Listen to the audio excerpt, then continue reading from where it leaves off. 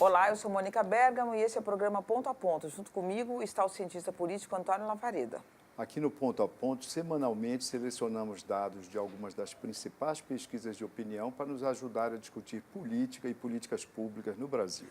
E para falar sobre política, nós recebemos no Ponto a Ponto Renato Giannini Ribeiro, professor de filosofia, ele que foi ministro da Educação no governo de Dilma Rousseff e lançou recentemente o livro A Boa Política. Bem-vindo, doutor Giannini. Muito obrigado, muito contente de ver vocês de novo. Ao nosso programa.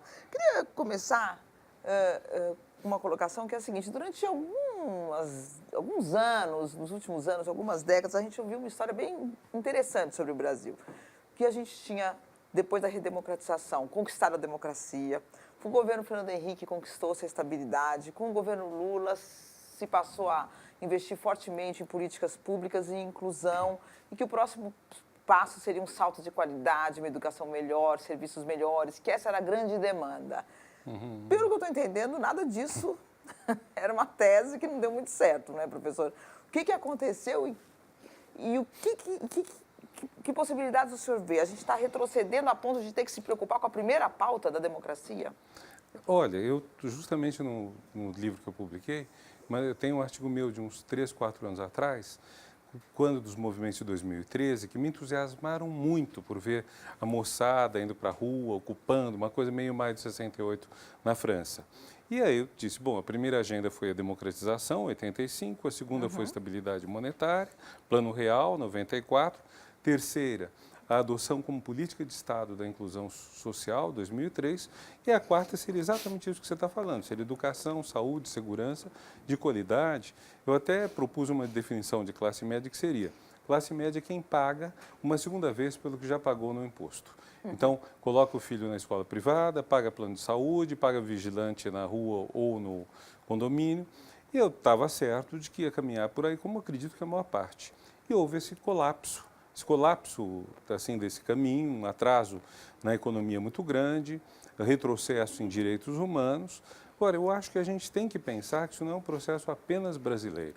As pessoas estão discutindo isso, esquecem que isso vem junto com o Brexit, que talvez tenha sido o primeiro sinal disso. O Brexit não chega a ser racista, mas é estúpido. Porque Brexit, você está falando da Inglaterra saindo da comunidade europeia. O Reino Unido saindo da União Europeia. E um dos municípios que mais votou pela saída da União Europeia foi um município no país de Gales, que era um dos que mais recebiam dinheiro em subvenção da União Europeia. E não tinham quase nenhum imigrante, quer dizer, eles votaram de medo da imigração, que não os afetava, e perderam a subvenção no dia seguinte. Então, depois temos o Trump, tivemos alguns outros fenômenos menores, aqui na América do Sul, na Colômbia. A gente já esqueceu um pouco, mas o primeiro acordo de paz na Colômbia, entre o governo e a guerrilha, foi rejeitado em plebiscito. Só um segundo acordo que passou. Quer dizer, parece que está havendo um processo mundial que, para mim, coloca uma grande questão. Quer dizer, todo esse processo de crescimento democrático, que começa com a queda das ditaduras comunistas e das ditaduras de direita na América Latina nos anos 80, processos simultâneos, e que vem assim, melhorando, reduzindo a pobreza no mundo todo. Esse processo, de repente, ele dá uma parada é definitiva, é um recuo, ou é uma parada e vai retomar.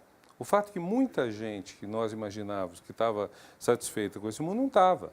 Os desempregados norte-americanos que votaram no Trump contra Hillary, os pobres, os abandonados do Reino Unido que votaram contra pelo Brexit, né? Pela saída do Reino Unido, né? Explicando. Sim. E aqui no Brasil também uma situação muito estranha, muito esquisita. Mas, professor, como é que você encaixa aí nesse raciocínio um elemento que contribuiu com certeza para esse momento, vamos chamar, disruptivo, que você identifica aí naquela sequência suposta que Mônica identificou lá atrás, que é essa onda moralizante que no Brasil teve como instrumento poderoso, provocou um tsunami no sistema político, a Operação Lava Jato, que não se deu também apenas no Brasil. Isso é uma coisa que tem na Argentina, que ocorreu na Argentina, no México, em outros países, lá no Oriente, na Coreia, etc., entre outros. Como é que você encaixa isso, essa onda moralizante que parece ter tomado aí a mente do brasileiro? Talvez seja hoje uma das maiores preocupações dos brasileiros, até no momento em que cogitam votar no ano que vem, 2018. A apuração da corrupção eu acho mais que necessária. Quer dizer, descobrir tudo que há de podre no Brasil, como na Coreia, como em outros países, é muito importante.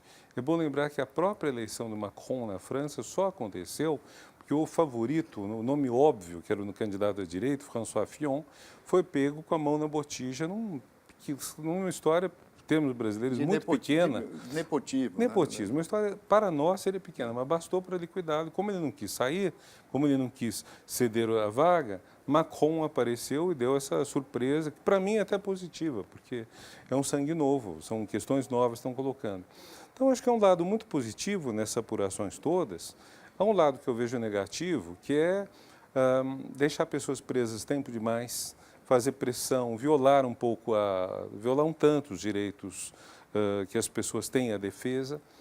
Mas esse eu acho né, no processo político, né? Como há uma certa politização desse processo, que eu acho uma lástima.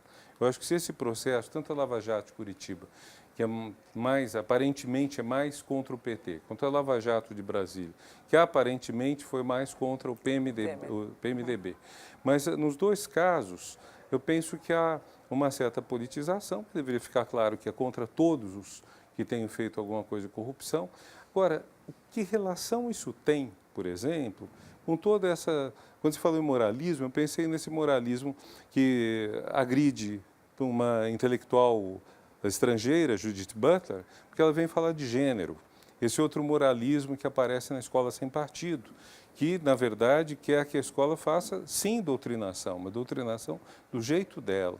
Quer dizer, então, há uma coisa uma série de direitos que pareciam reconhecidos, a diferença, a diversidade, etc., estão sendo postos em xeque. E isso eu não sei se tem relação com a Lava Jato, não consigo ver muito. Professor, eu vou pedir licença aí para nós apresentarmos duas telas nesse bloco, com pesquisas aí para ajudarem aí a nossa conversa. Confiança nas instituições. É uma pesquisa da FGV, né, com o IBOP, agora de agosto desse ano. O que é interessante é nós vermos aí que apenas uma instituição, que na verdade é o conjunto das igrejas, obtém mais do que a metade do nível de confiança da população, 61,5%, 62% aproximando. Todas as demais, né, abaixo desse patamar, e no caso das instituições tipicamente políticas, sejam os partidos, seja o Congresso, que também aí aparece, um nível de confiança muito baixo. Sindicatos que não estão aqui representados também comparecem com 24% apenas, etc. Numa segunda tela, percepção quanto à situação política do país. Aí a pesquisa CNT-MDA desse mês de setembro desse ano mostra, de um lado, né, uma constatação, uma avaliação muito dura do eleitor, né, da sociedade, o país estaria completamente fora do rumo, mas, de outro lado, 60%, praticamente 6 em cada 10 entrevistados, dizendo que o Brasil está fora do rumo, mas ainda há esperança. Ou seja, tem algum otimismo e provavelmente essas pessoas vão tentar, no ano que vem, né, apostar em alguma alternativa que sintonize aí com sua percepção de que há esperança, etc. Professor, muito se fala sobre o quanto os brasileiros estariam desinteressados, decepcionados com a política, com o sistema político em geral, mas dados como esse mostram que há esperança, sim, e essa pesquisa também da FGV, nela, embora 73,7%, 74% das pessoas tenham dito que o protesto nas ruas é muito importante para mudar o comportamento dos governantes, um percentual de 74%, 3/4 da amostra diz que mais importante do que protestar nas ruas é votar nas eleições. Ou seja, o Brasil e, ao que parece, os brasileiros não perderam, não deixaram de valorizar o voto como instrumento fundamental de participação e, ao que parece, nós não podemos temer numa elevação, ao menos exponencial, na taxa de alienação, que é o conjunto da abstenção com brancos e nulos no ano que vem. É isso mesmo, professor? Você concorda com essa... Concordo mais ou menos. Ou eu estou sendo demasiado otimista na leitura dos dados? Eu penso que está bastante otimista, mas se a gente voltar ao quadro anterior, se puder voltar à tela anterior, uma coisa muito interessante nela é que a gente tem primeiro, num nível muito baixo, bem abaixo de 10%, o executivo e o legislativo. Quer dizer, depois nós temos o judiciário. Exatamente foi o que aconteceu. O executivo enfraqueceu, o legislativo, com o Eduardo Cunha, pegou o pedaço do executivo, mas também ficou muito fraco. O judiciário pegou o lugar dos poderes eleitos, até mesmo definindo quais seriam as regras do impeachment, que seria um assunto eminentemente congressual. E aí nós vemos os militares um pouco acima dos juízes até. Isso é perigoso, mas não deixa de ser verdade que a gente falando uma intervenção militar, sem ter a menor ideia do que seria, né? Eu acho que a intervenção militar, os militares iriam prender. A única coisa que é segura é que todo mundo está denunciado em jornal, com culpa ou sem culpa, eles iam prender. Agora, e provavelmente sobraram, né, professor? Mas ia sobrar. Porque já gente. tem muitos presos. Então, não tem tantos. Tem muito político que está denunciado nos jornais que não está preso. É interessante que os militares e a igreja são os maiores repositórios. Até brinquei quando falaram em intervenção militar, falei, isso não tem chance, a próxima etapa vai ser propor uma intervenção eclesiástica, que também seria hoje uma aberração. Agora, o seu otimismo, ou o otimismo dessa pesquisa, me parece positivo.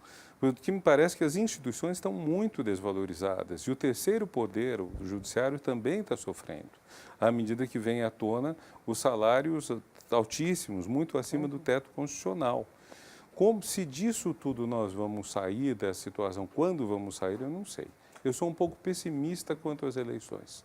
Não creio que o Brasil até lá defina um rumo que agregue o crescimento econômico, que é vital, mas sem destruição do meio ambiente, que é uma coisa que o atual governo não está dando importância, e voltado isso para a inclusão social, que vamos dizer seria a trindade de ouro. Se juntar que na verdade são os pontos em que os três candidatos de 2014 foram cada um para um lado. Aécio falando em crescimento econômico, Dilma em inclusão, Marina em foram os três temas que, de certa forma, competiram em 2014. Eu penso que esses três temas têm que se fundir. A saída do Brasil está juntar esses três temas.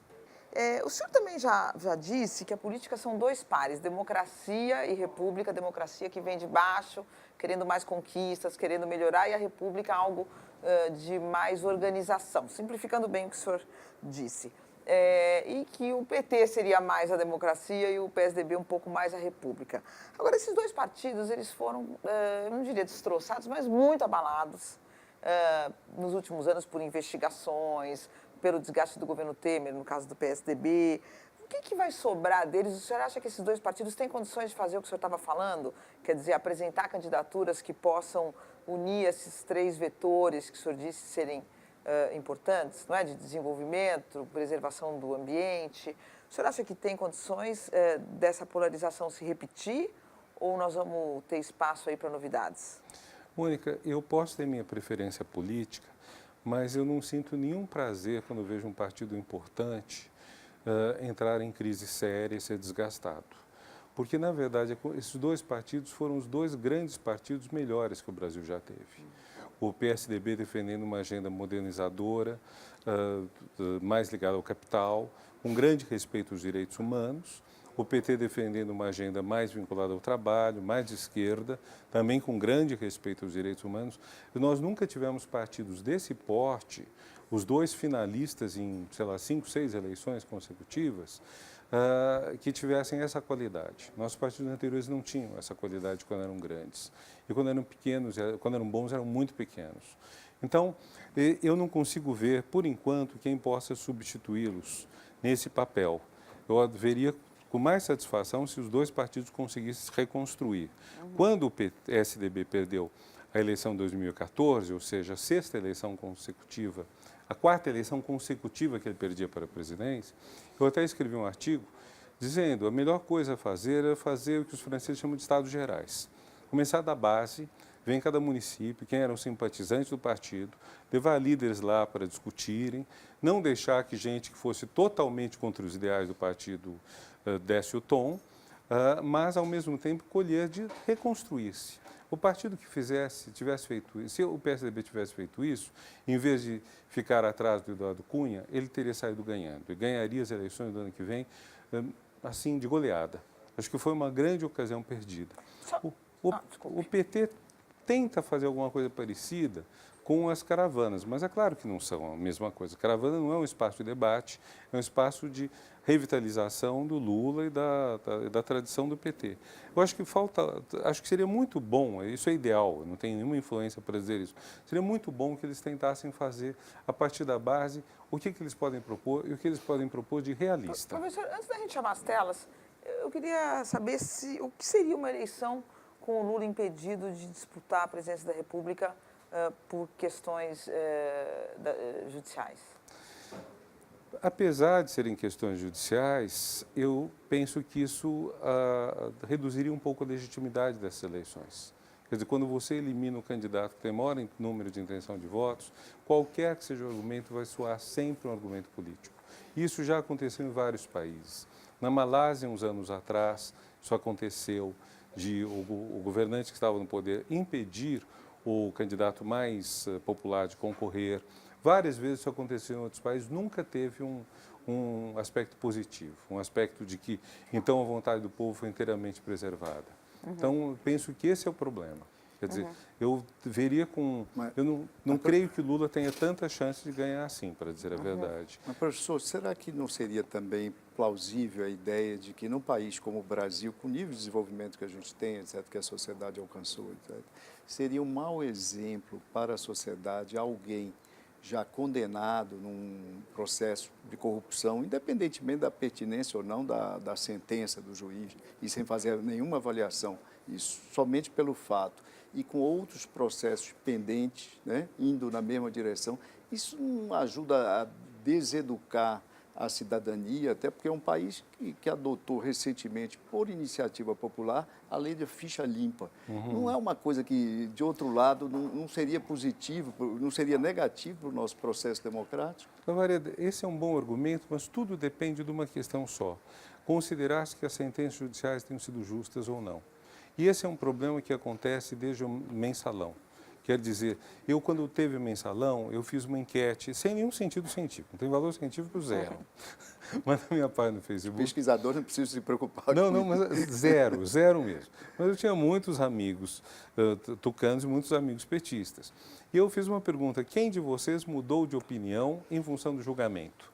Alguém achou que os seus queridos... os seus eram culpados, achava que eram inocentes, convenceu-se que eram culpados, alguém achava que eram culpados, convenceu-se de que o processo foi injusto, sei lá o quê. Alguém mudou de opinião em função do julgamento? Foi difícil, tive que formular a questão várias vezes, que as pessoas teimavam em dizer que o julgamento foi maravilhoso ou foi horroroso. Falei, não é isso que eu estou perguntando. Teve efeito pedagógico? Zero. Ninguém mudou de opinião, de mais de 1000 pessoas que responderam. Então, o efeito científico, o valor científico, eu disse, é baixo, mas eu penso que esse é um ponto que tem havido em todos esses processos, vamos dizer, políticos, por assim dizer. As pessoas acreditam no que já acreditavam. Elas festejam uma acusação contra quem elas já não gostavam. Dificilmente elas mudam de opinião. E esse é um ponto muito grave que tem acontecido, porque desde o processo do mensalão nós poderíamos ter vivido uma situação muito mais positiva se o caráter pedagógico dos processos fosse mais acentuado. Os processos, começar pelo processo do mensalão, ele veio junto com uma tal campanha na mídia contra o PT, que foi fácil ao PT, se a gente quiser dizer isso assim, foi fácil ao PT convencer os seus apoiadores que aquele processo era injusto, era um processo político. E tem sido assim. Quem é contra os acusados encontra 1000 atenuantes. Quem é a favor ou melhor, quem é contra os acusados diz que a justiça referendou. Quem é contra faz exatamente o contrário. O caso do William Vac é igual. Quer dizer, o que aconteceu com o William Vac praticamente não mudou a opinião de ninguém. Mas veja, o que ocorreu com Aécio Neves não é exatamente isso, né, professor? Com Aécio é verdade. Ao contrário, inclusive nas convenções recentes do PSDB havia centenas de manifestantes gritando fora Aécio, etc. Você tem razão. Eu só estou querendo dizer, o ponto crucial é o seguinte, as pessoas estão acreditando na sentença ou não. Exato. Se estão acreditando na sentença, então é absolutamente necessário para elas que não concordam. Eu vou lhe pedir licença para não haver mais duas telas agora nesse segundo bloco. E aí, Laureda, chamar logo o intervalo e... Tá certo. Democracia versus ditadura. No Brasil, Isso é uma pesquisa do Datafolha, democracia é sempre a melhor forma de governo, 56%. Ou seja, é uma maioria confortável, 21% num patamar intermediário e 17% é apenas coincidência, mas esse é o percentual que aparece, por exemplo, o Bolsonaro numa das últimas pesquisas. Óbvio que é uma superposição razoável, mas o número é coincidência. Em certas circunstâncias é melhor uma ditadura. Lembrar que no mundo afora o percentual que no Brasil é de 56% nessa pesquisa do Datafolha é de 78%, ou seja, o Brasil tem um desempenho hoje baixo nesse aspecto, provavelmente em função da avaliação operacional da democracia nossa. E a segunda tela, debater nas redes sociais é importante para mudar o comportamento dos governantes. Concordam? 65%. É a tal influência das redes sociais. Nós vamos querer lhe ouvir sobre isso, mas isso vai ser no próximo bloco. Nós terminamos o bloco anterior com essa questão na tela, com esse gráfico na tela, sobre a importância das redes sociais. E um percentual bastante elevado, quase 2/3 das pessoas, dizendo o quanto para elas debater nas redes é importante para mudar o comportamento dos governantes. Qual é a sua opinião a respeito? Primeiro de tudo é positiva, acho muito bom que as redes sociais tenham esse papel, porque nelas pessoas têm voz que não teriam pela mídia, toda a situação tecnológica da mídia versus a rede social. Minha dúvida é a seguinte, eu não tenho visto muito propriamente debate na rede social, porque o tal do algoritmo do Zuckerberg, que faz que você veja quem pensa que nem você e não veja quem pensa diferente de você, torna o debate propriamente difícil. Como eu interpreto, então, essa resposta? Eu entendo que a pressão das redes sociais pode fazer mudar o comportamento do governante. Então, determinado tipo de reação nas redes pode acarretar certas mudanças. Quais reações? Quer dizer, comportamentais, políticas? O que tem feito mudar, quer dizer, nas últimas semanas, nos últimos meses? Nós tivemos algumas iniciativas de governo, que o governo recuou, mas não foram tantas, no meio de muitas foram algumas.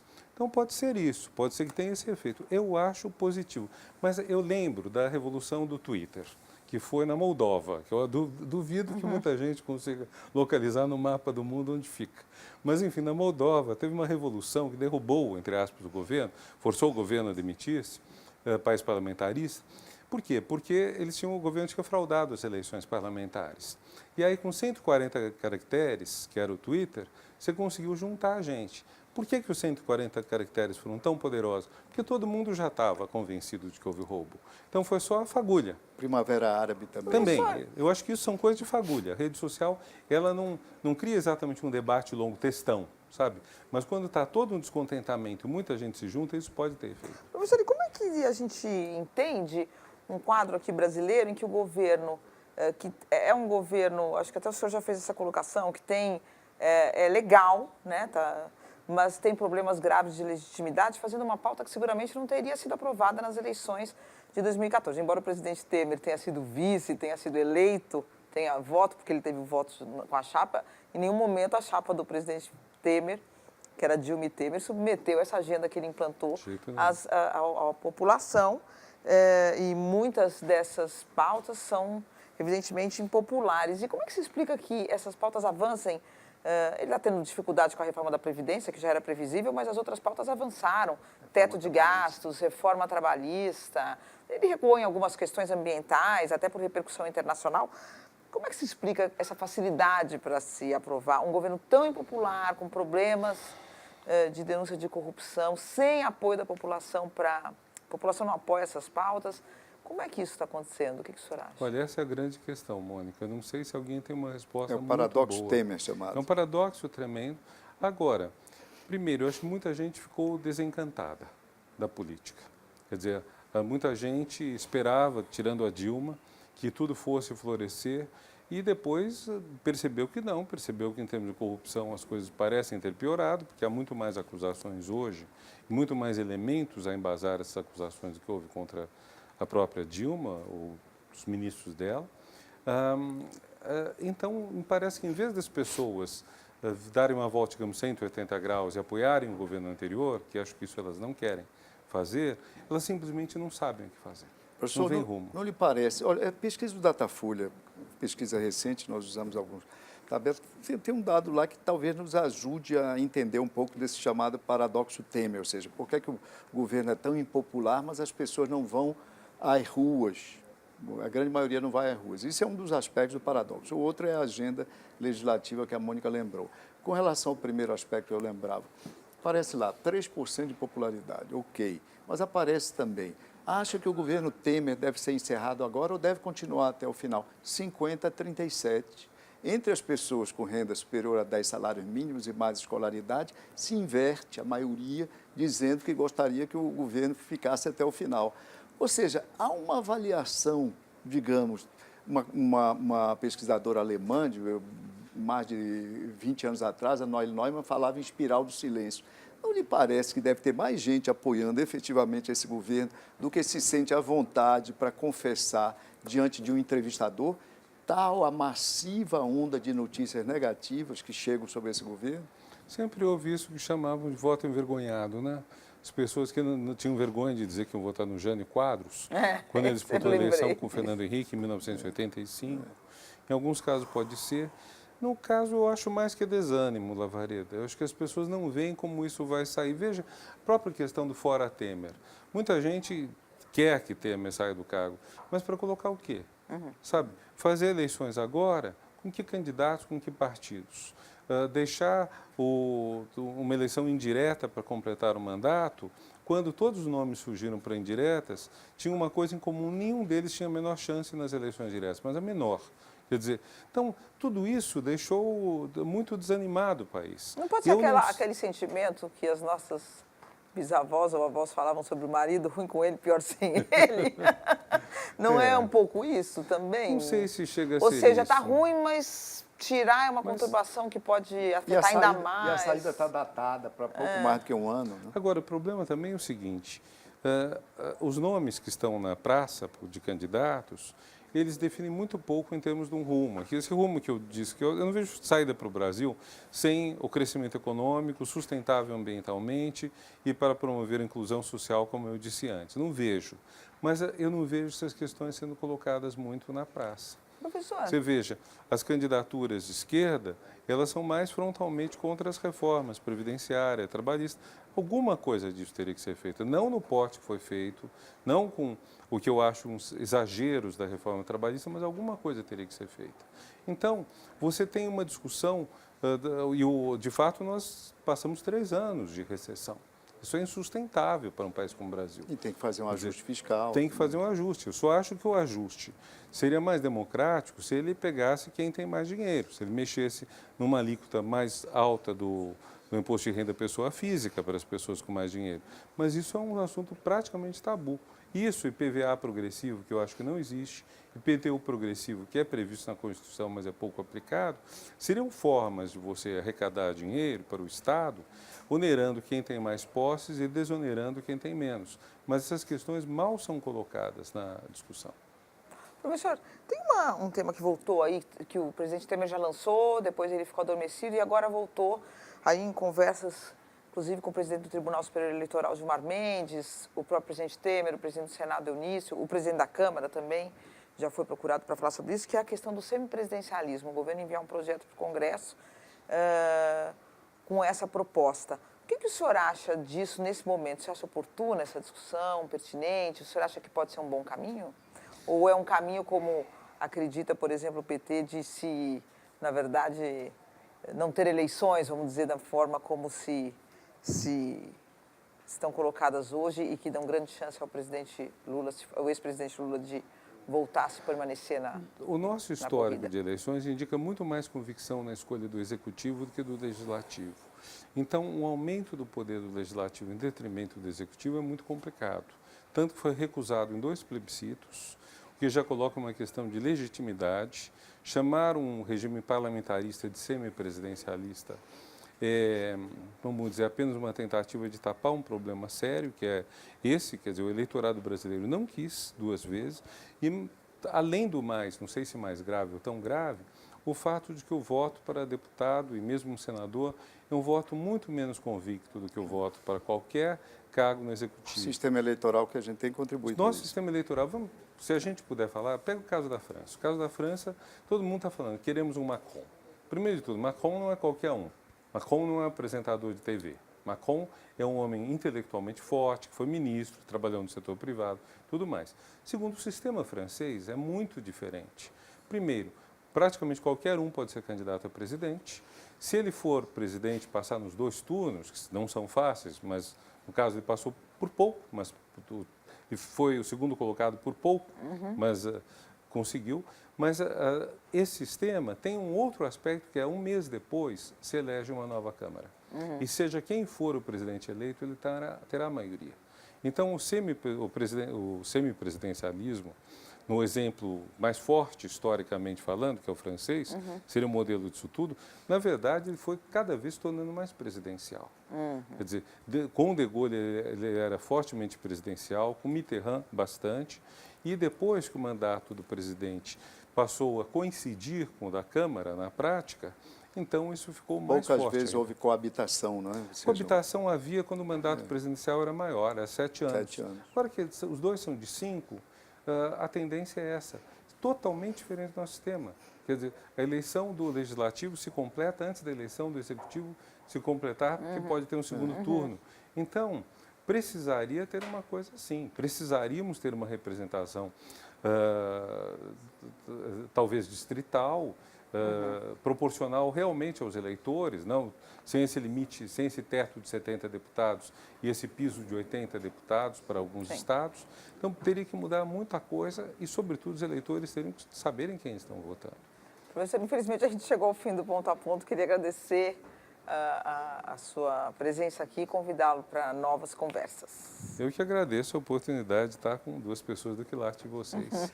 Muito obrigado pela presença e entre em contato com a gente pelo e-mail pontoaponto@band.com.br, pelo Twitter @pontoapontonews ou acesse nossa página no Facebook. Muito obrigado pela audiência e até a semana que vem. E você pode rever o programa de hoje, todos os que já foram ao ar, no site www.bandnewstv.com.br. Muito obrigada pela companhia e até o próximo Ponto a Ponto.